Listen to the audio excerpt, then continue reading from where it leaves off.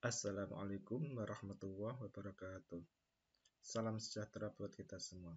Semoga pada hari ini kita masih dalam keadaan sehat walafiat dalam lindungan Allah Tuhan Yang Maha Kuasa. Sehingga kita bisa mengikuti perkuliahan manajemen sumber daya manusia pada pertemuan ke-6 ini. Pada pertemuan yang kelima atau minggu yang kemarin, kita sudah mengetahui dan menjelaskan tentang training and development, yaitu pelatihan dan pengembangan karyawan. Training and development itu meliputi bagaimana proses pelatihan dan pengembangan karyawan yang dilakukan oleh dalam suatu perusahaan. Cara mendesain program pelatihan, serta pelatihan on the job training dan off the job training. Pada pertemuan kelima yang kemarin, kita juga sudah mengetahui dan membuat mind map tentang orientasi training and development. Sehingga pada pertemuan ke-6 ini, mata kuliah manajemen sumber daya manusia, kita akan menjelaskan dan mempelajari tentang performance management appraisal atau manajemen penilaian kinerja.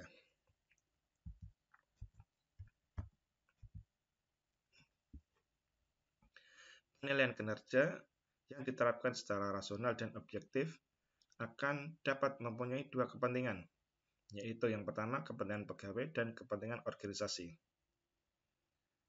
Untuk kepentingan pegawai digunakan sebagai umpan balik tentang kemampuan, keletihan, kekurangan, dan potensi yang bermanfaat untuk menentukan tujuan, jalur, rencana, dan pengembangan karir pegawai.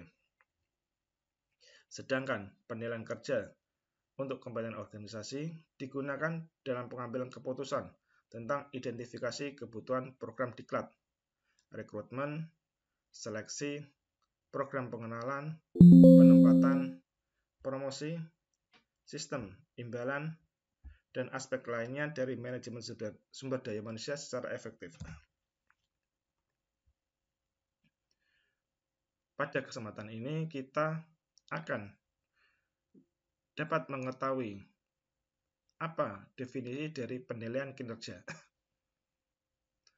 Definisi dari penilaian kinerja yaitu yang pertama, mengevaluasi prestasi yang sekarang dan yang lalu atas seorang karyawan untuk dibandingkan dengan standar prestasi orang tersebut, yaitu mengevaluasi prestasi kerja yang sekarang ini dengan yang prestasi yang lalu. Seorang pegawai kemudian dibandingkan dengan standar prestasi karyawan tersebut. Divisi yang kedua yaitu mengevaluasi kinerja karyawan di masa sekarang dan atau masa lalu secara relatif terhadap standar kinerjanya. Sehingga bersama yaitu mengevaluasi kinerja karyawan masa saat sekarang ini dengan atau masa yang lalu secara relatif terhadap standar kinerjanya itu bagaimana.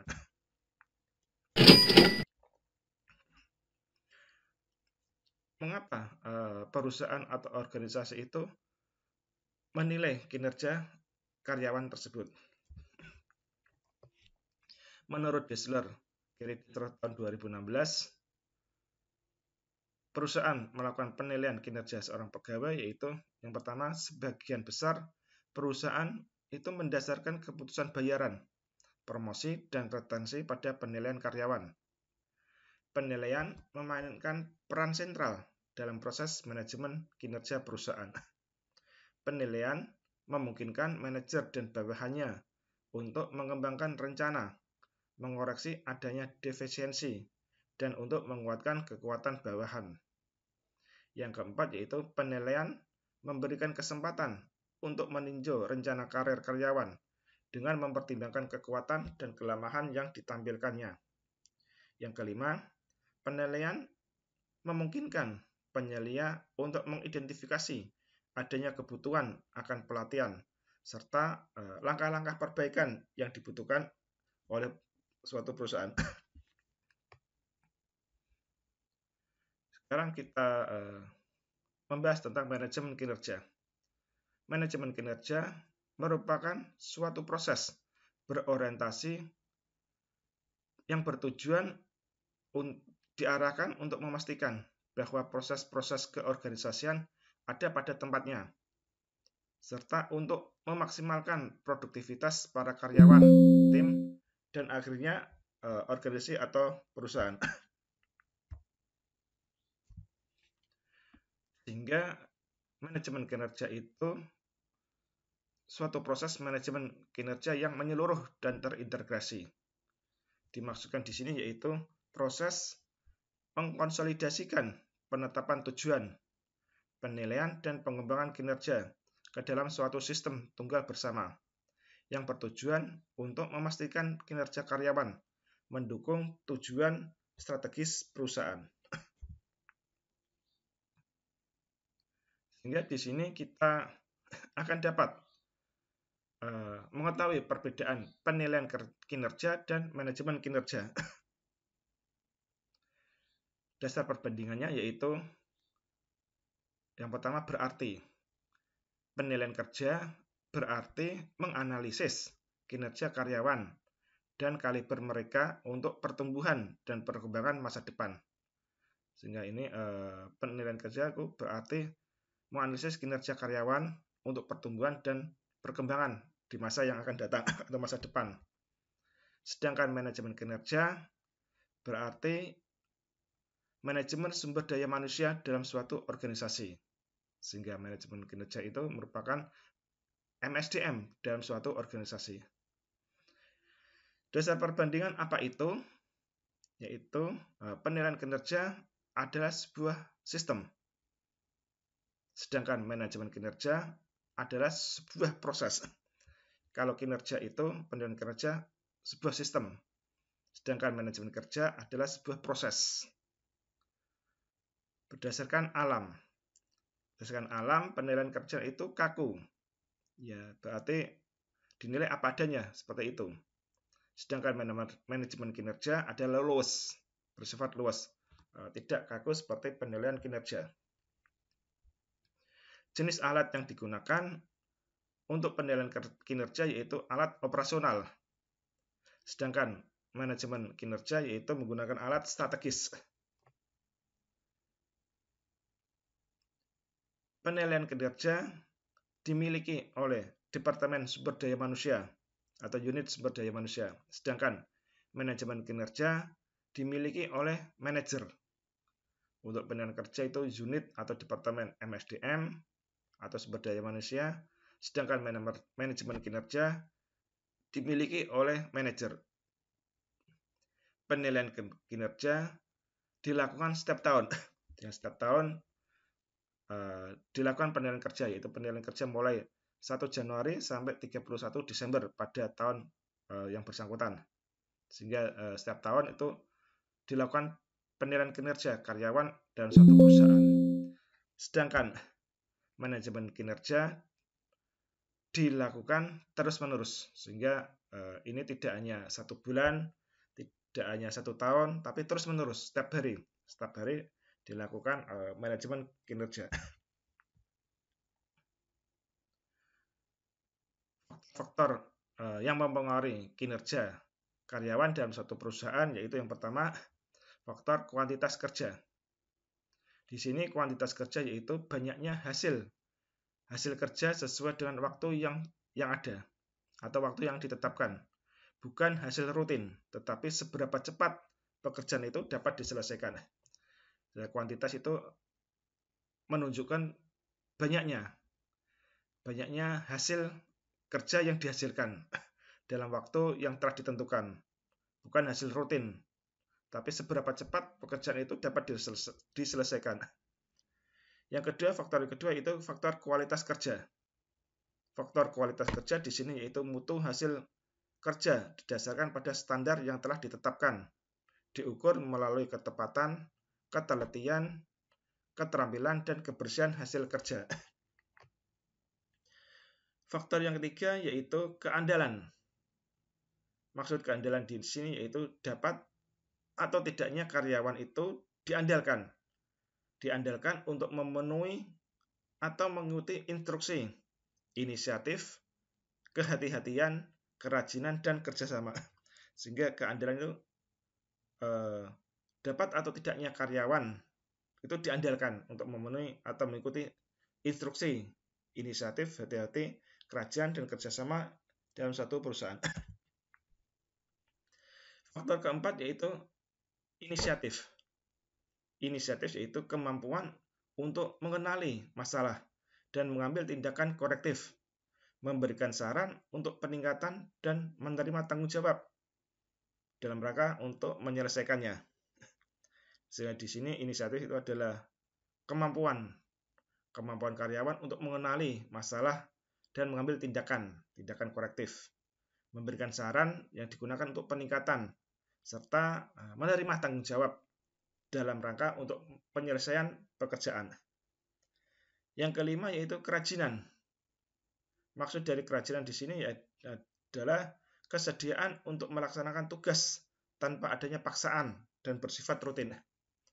Di sini karyawan itu harus rajin melaksanakan tugas tanpa ada paksaan.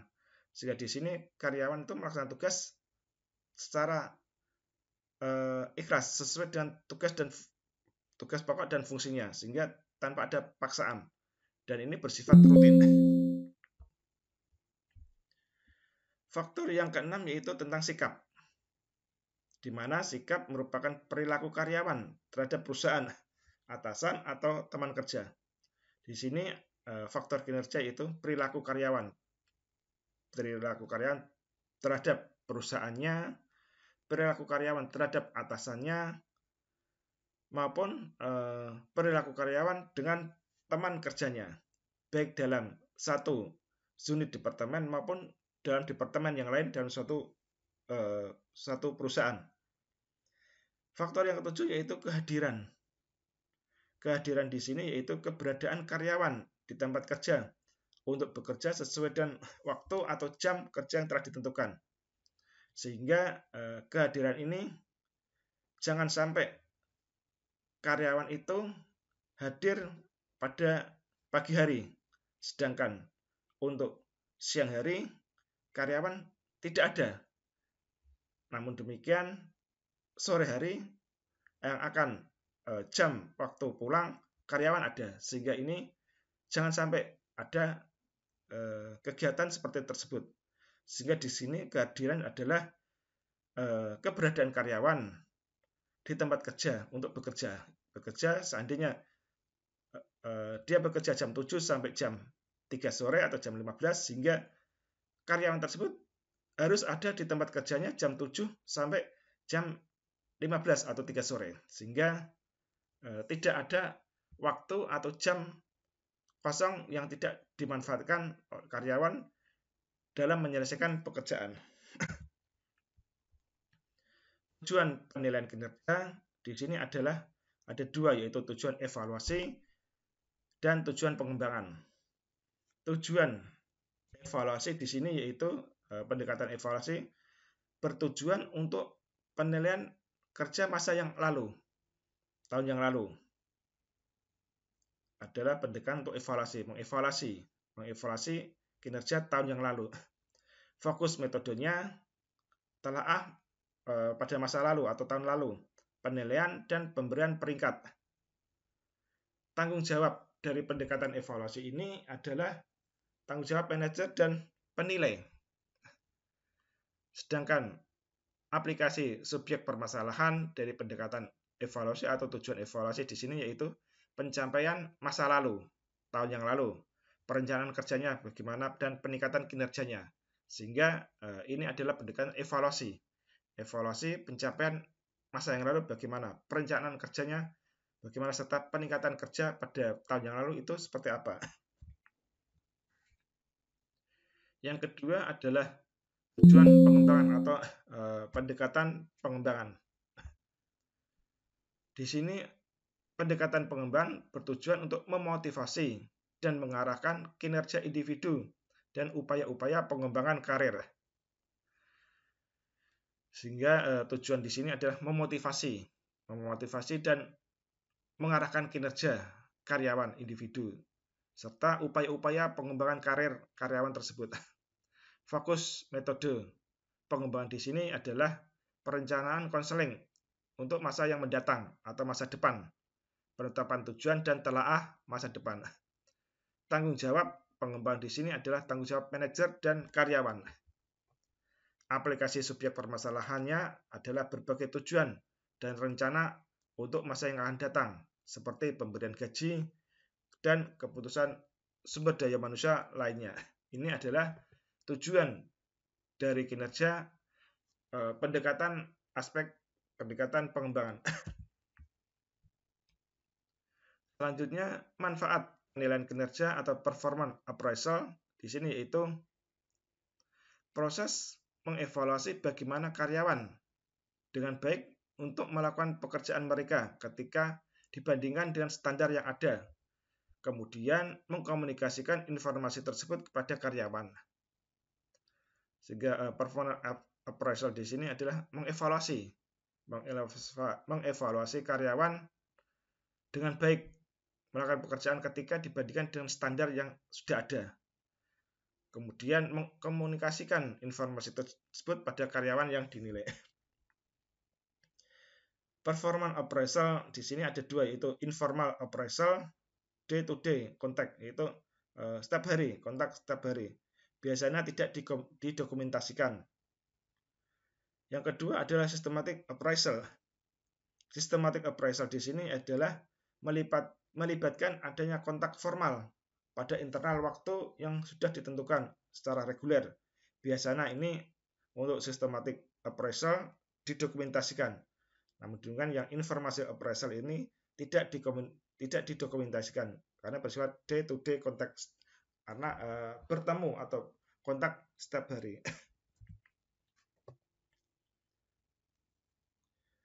Selanjutnya adalah kritik terhadap performance appraisal.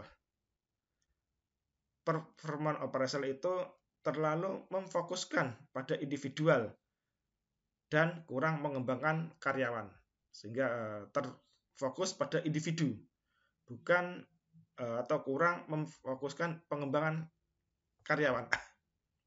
Karyawan dan supervisor mempercayai bahwa proses penilaian merupakan proses yang tidak sempurna. Sehingga kritik ini adalah karyawan dan supervisor itu mempercayai bahwa proses penilaian itu merupakan tidak sempurna. Jangan sampai punya anggapan bahwa ini adalah sempurna. Sehingga karyawan dan supervisor mempercayai bahwa proses penilaian itu tidak sempurna. Penilaian seringkali tidak konsisten, berorientasi jangka pendek, subjektif, dan berguna hanya pada kinerja yang tertinggi. Mungkin penilaian ini berdasarkan secara subjektif manajer atau supervisor dengan karyawan. Mungkin supervisornya tersebut menyukai karyawan tersebut dengan berbagai pertimbangan, sehingga di sini kadang pada mungkin bulan ini karyawan tersebut kinerjanya bagus, tetapi untuk penilaian bulan depan tidak bagus, sehingga ini adalah subjektif dan berguna hanya pada kinerja yang tertinggi. Siapa yang dapat melakukan penilaian? Penilaian ini dilakukan oleh penilaian langsung, dilakukan oleh rekan kerja, juga dilakukan oleh komite, karyawan itu sendiri maupun bawahan, serta multi-source 360 feedback appraisal, penilaian terbalik 360 derajat. Ini adalah yang melakukan penilaian terhadap kinerja karyawan. Karyawan menilai manajer. Keuntungannya itu dapat membantu mengidentifikasikan manajer yang kompeten. Kedua, membuat manajer lebih responsif terhadap karyawan. Ya ini dapat membuat manajer lebih ada respon terhadap karyawan tersebut. Yang ketiga adalah dapat memberikan kontribusi terhadap pengembangan karir manajer. Dengan karyawan menilai manajer, di sini memberikan kontribusi terhadap pengembangan karir manajer tersebut. Kelemahannya dalam karyawan menilai manajer di sini adalah dapat menimbulkan reaksi negatif manajer terhadap penilaian karyawan. Ketakutan bawahan mengenai tindakan balasan manajer karena bawahan memberikan penilaian yang realistik atau negatif. Mungkin kelemahan di sini karyawan itu takut untuk menilai manajer atau atasannya. Mengapa? Karena mungkin kalau karyawan tersebut menilai manajer itu secara negatif, mungkin karyawan tersebut kesulitan dalam rangka pengembangan karir maupun promosinya. Kelemahan yang ketiga yaitu penilaian hanya bermanfaat hanya untuk self-improvement purpose. Di sini adalah untuk individu proses pengembangan. Penilaian dari tim atau peer. Keuntungannya yaitu membantu meningkatkan kinerja individual yang lebih rendah, lower rate individual. Rekan kerja memiliki peluang untuk mengobservasi rekan kerja lainnya. Keuntungan yang ketiga yaitu penilaian rekan kerja memfokuskan pada kontribusi individual terhadap kinerja tim maupun teamwork. Sedangkan kelemahan penilaian dari tim atau peer di sini yaitu secara negatif dapat mempengaruhi hubungan kerja. Yang kedua, dapat menciptakan kesulitan bagi manajer dalam menentukan kinerja individual. Kelemahan yang ketiga yaitu organisasi menggunakan penilaian kinerja individual dapat menghalangi pengembangan teamwork tersebut. Selanjutnya kita akan menguraikan atau membahas tentang metode penilaian kinerja. Yaitu yang pertama metode skala penilaian grafis. Metode penilaian grafis atau graphic rating scale merupakan metode yang paling sederhana dan paling populer untuk menilai kinerja. Hasil penilaian kinerja karyawan dicatat dalam suatu skala. Skala tersebut menyebutkan sejumlah sifat dan kisaran prestasi untuk masing-masing sifat itu serta bersifat kualitatif. Kemudian karyawan diberikan peringkat dengan mengenali nilai yang paling baik menjelaskan tingkat prestasi orang tersebut. Fokus pada pekerjaan serta yang berkaitan dengan karakteristik pekerja. Metode yang kedua yaitu metode peringkat alternasi. Metode peringkat alternasi di sini adalah penilai sekedar menempatkan karyawan yang dinilai ke dalam urutan ranking atau peringkat. Yang kedua, memberikan peringkat kepada karyawan dari yang terbaik hingga yang terburuk atas ciri tertentu dengan memilih yang tertinggi kemudian terendah sehingga semuanya diberikan peringkat. Yang ketiga yaitu kesulitan dihadapi apabila terhadap dua orang atau lebih yang memiliki prestasi yang hampir tidak dapat dibedakan sehingga apabila ada karyawan satu atau lebih memiliki prestasi kerja yang hampir sama sekilas tidak dapat dibedakan sehingga ini merupakan kesulitan untuk metode peringkat alternasi. Yang ketiga yaitu metode perbandingan berpasangan.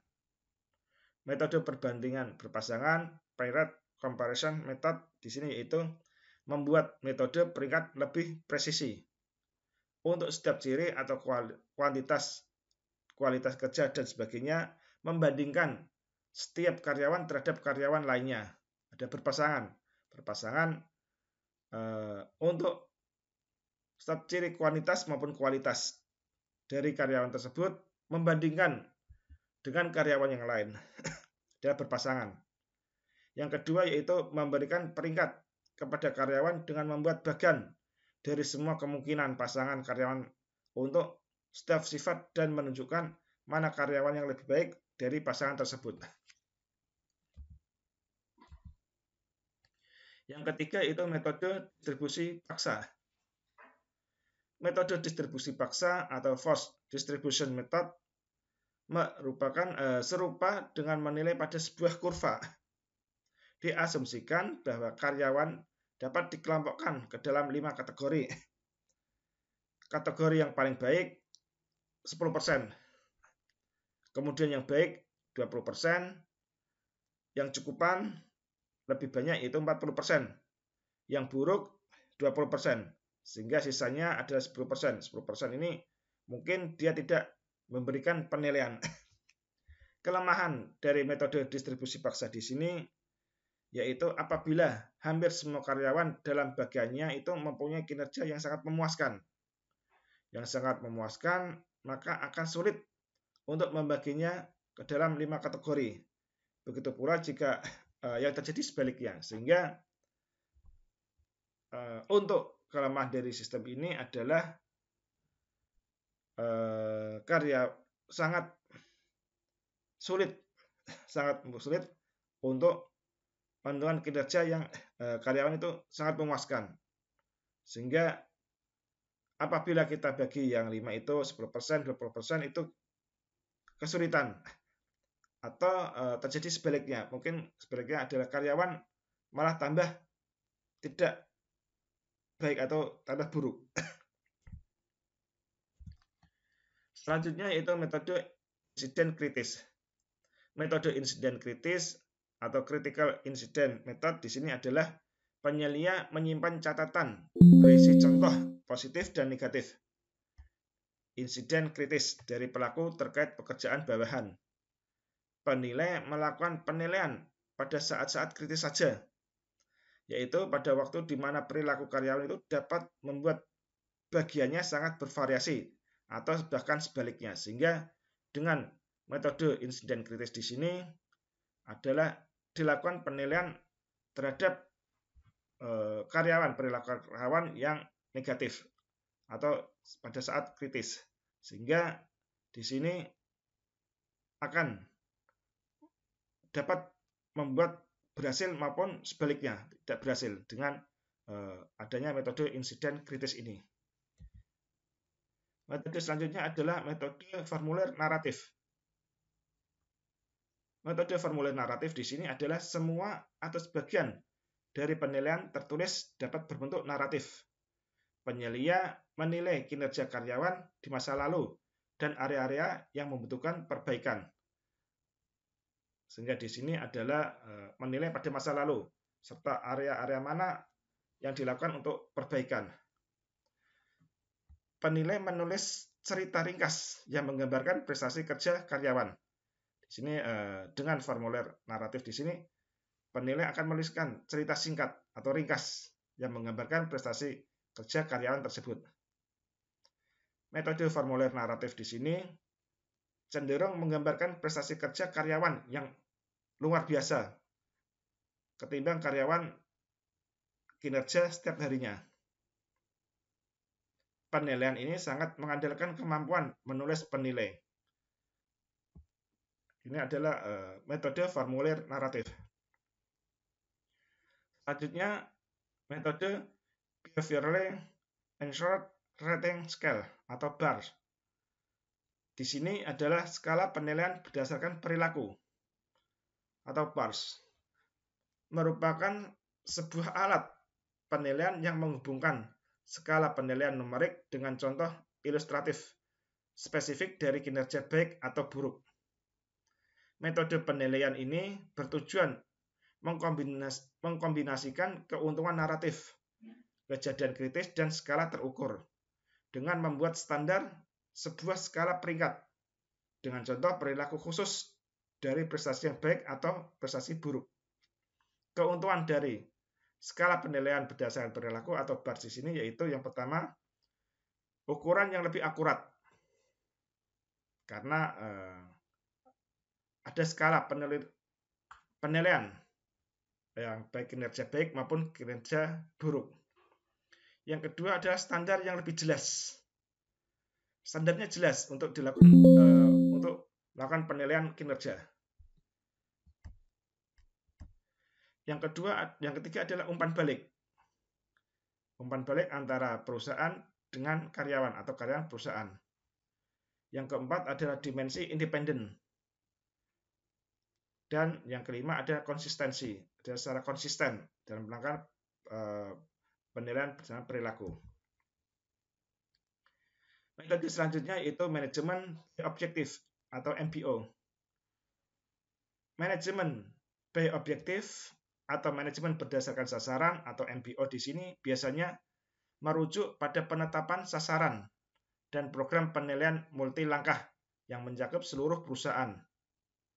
Yang kedua, melibatkan penetapan sasaran khusus yang bisa diukur dengan setiap karyawan, kemudian secara periodik meninjau kemajuan yang dihasilkan.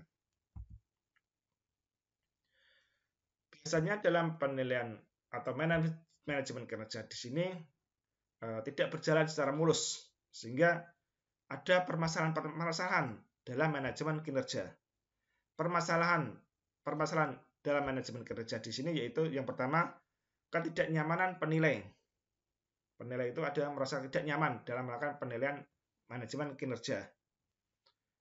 Standarnya yang tidak jelas.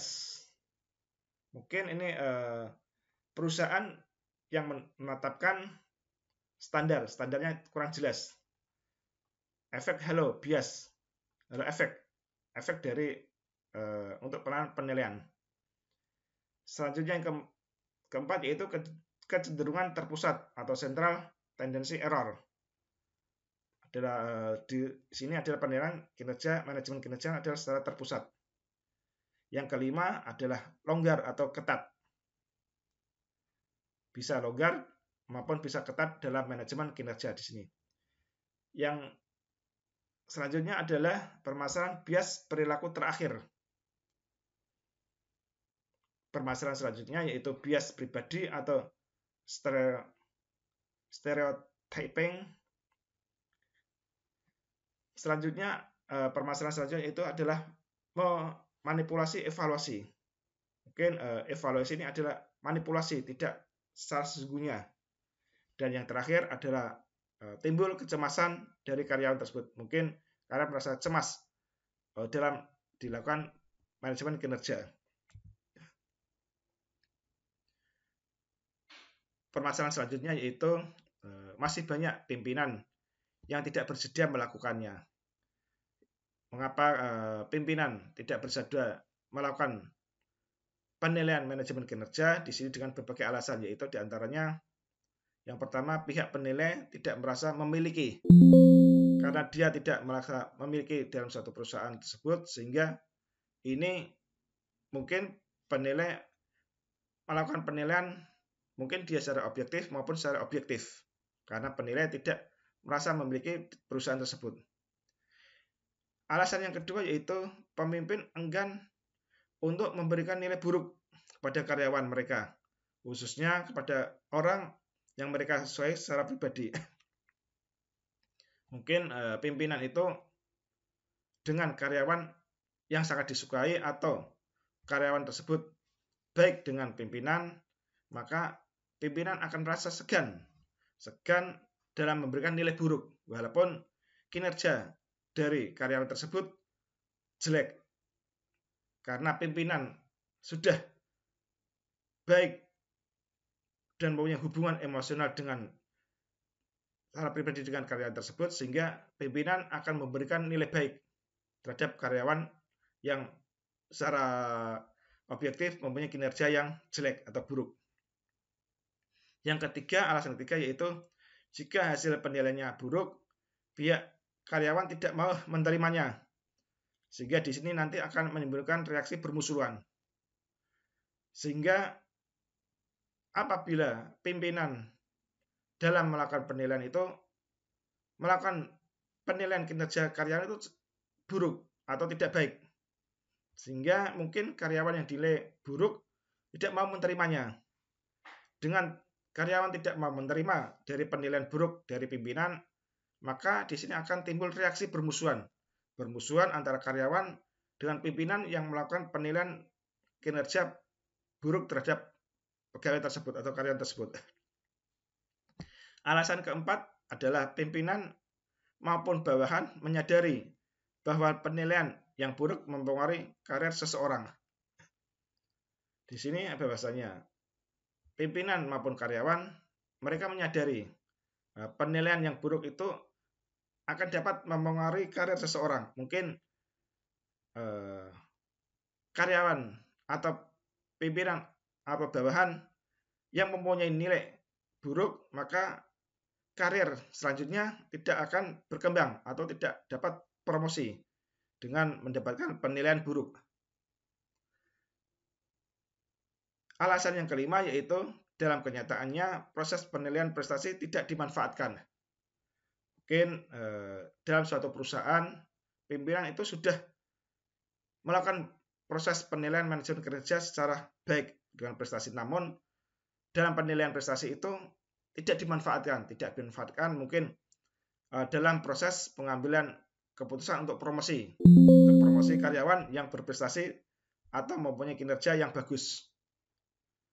Alasan keenam yaitu pimpinan ragu-ragu untuk memberikan penilaian yang buruk karena takut dinilai tidak mampu. Apabila pimpinan itu memberikan nilai buruk, maka akan pimpinan merasa takut dinilai bahwasanya pimpinan itu tidak mampu. Mengapa? Karena karyawan atau bawahan dari pimpinan itu mempunyai nilai buruk, sehingga pimpinan juga harus bertanggung jawab terhadap mengapa karyawan tersebut mempunyai nilai kerja yang buruk. Sehingga pimpinan kadang ragu-ragu dalam melakukan penilaian kinerja karyawan dengan penilaian kinerja yang buruk. Solusi untuk mengatasi permasalahan manajemen kinerja di sini yaitu yang pertama, mempelajari dan pahamilah potensi permasalahannya. Di sini kita harus dapat mempelajari dan memahami potensi permasalahan tersebut terletak di bagian mana. Apakah terletak pada karyawan atau terletak pada pimpinan. Sehingga di sini kita harus dapat mempelajari dan memahami permasalahan karyawan yang mendapatkan nilai kinerja buruk. Gunakanlah alat peringkat yang tepat. Mungkin dengan berbagai metode tersebut, pimpinan atau perusahaan itu menggunakan metode apa atau alat peringkat apa yang tepat digunakan dalam melakukan penilaian kinerja karyawan tersebut. Yang ketiga, solusi ketiga yaitu adalah latih penyelia untuk mengurangi kesalahan peringkat. Di sini kita harus dapat melatih penyelia dalam rangka mengurangi kesalahan dalam memberikan peringkat karyawan. Mungkin karyawan yang bagus mempunyai nilai kinerja tinggi diberikan peringkat di bawah terhadap karyawan yang mempunyai kinerja buruk atau jelek. Sehingga ini penilaian harus dilakukan pelatihan agar dapat mengurangi kesalahan dalam memberikan peringkat kinerja karyawan. Solusi yang keempat adalah penyimpanan agenda. Sehingga di sini agenda penilaian adalah harus disimpan sehingga tidak diketahui oleh karyawan yang lain atau bidang yang lain. Sehingga dengan materi appraisal management, performance of management appraisal di sini kita dapat menarik kesimpulan dari penjelasan tadi, yaitu kesimpulan pertama yaitu penilaian kinerja adalah suatu proses bertujuan untuk mengetahui atau memahami tingkat kinerja karyawan dibandingkan dengan tingkat kinerja karyawan lainnya atau dibandingkan dengan standar yang telah ditetapkan. Yang kedua, adalah manajemen kinerja, merupakan proses mengkonsolidasikan penetapan tujuan, penilaian, dan pengembangan kinerja ke dalam satu sistem tunggal bersama yang bertujuan untuk memastikan kinerja karyawan itu mendukung tujuan strategis perusahaan. Metode penilaian kinerja itu dapat digunakan. Yang dapat digunakan adalah yang pertama, metode skala penilaian grafis. Kedua, metode peringkat alternasi. Ketiga, metode perbandingan berpasangan. Yang keempat, yaitu metode distribusi paksa. Yang kelima adalah metode insiden kritis. Keenam, bentuk naratif atau formulir naratif. Yang ketujuh adalah behavioral and short rating scale atau bentuk bar, yaitu skala penilaian berdasarkan perilaku. Dan yang terakhir adalah metode penilaian dengan manajemen berdasarkan sasaran atau MBO, yaitu manajemen by objective. Metode dari berbagai metode penilaian kinerja tersebut, metode mana kira-kira perusahaan yang digunakan, yang cocok digunakan oleh perusahaan tersebut? Ini adalah tergantung pada perusahaan. Tergantung pada perusahaan dalam rangka tujuan penggunaan sistem atau metode penilaian kinerja. Misalnya untuk seleksi, training, dan promosi, mungkin dapat digunakan metode peringkat. Sedangkan untuk pengembangan karir menggunakan MBO, adalah manajemen berdasarkan sasaran. Demikian materi perkuliahan ke-6 ini tentang appraisal management atau manajemen penilaian kinerja. Semoga penjelasan materi ke-6 ini dapat bermanfaat bagi kita semua. Dan untuk perkuliahan pada pertemuan ke-7 atau minggu depan, kita akan melakukan diskusi. Diskusi yaitu untuk pertemuan yang ke-7 nanti yang melakukan presentasi adalah kelompok 1 sampai dengan kelompok 5. Di mana untuk kelompok 1 dan kelompok 5 adalah tugasnya mencari perusahaan yang terdapat di BIE atau di Bursa Efek Indonesia. Di Bursa Efek Indonesia nanti kelompok tersebut mempresentasikan gambaran singkat perusahaan. Setelah itu struktur organisasi. Selanjutnya sistem rekrutmen dan seleksi karyawan yang dilakukan oleh perusahaan. Selanjutnya orientasi, training, dan pengembangan yang dilakukan oleh perusahaan. Dan yang terakhir adalah sistem penilaian kinerja atau appraisal, manajemen appraisal. Sehingga untuk minggu depan yang melakukan presentasi adalah kelompok 1 sampai dengan kelompok 5. Masing-masing kelompok akan mempresentasikan masing-masing selama 15 menit. Demikian materi yang ke-6 ini yang dapat saya sampaikan. Terima kasih. Assalamualaikum warahmatullahi wabarakatuh.